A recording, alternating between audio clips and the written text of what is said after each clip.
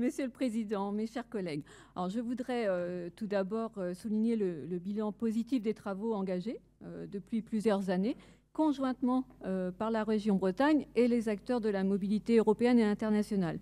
Et c'est en concertant largement que nous avons amélioré les dispositifs existants et fédéré les acteurs.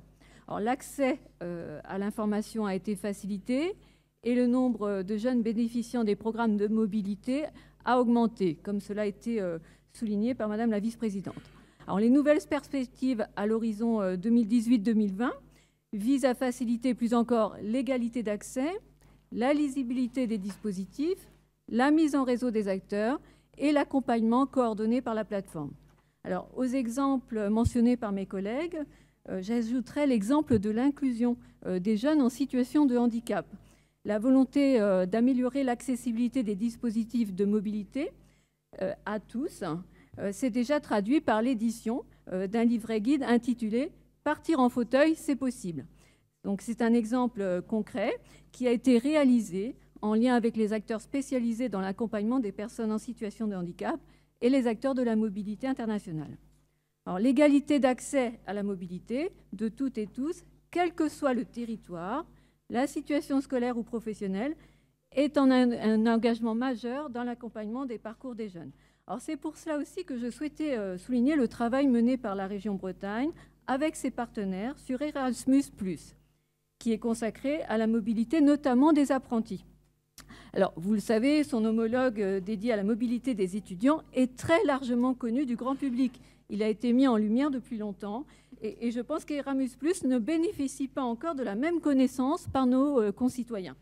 Alors, accompagner tous nos jeunes dans leur mobilité, comme vous l'avez dit, Madame la Présidente, c'est valoriser leur parcours de formation, mais c'est aussi leur permettre un épanouissement et un enrichissement personnel.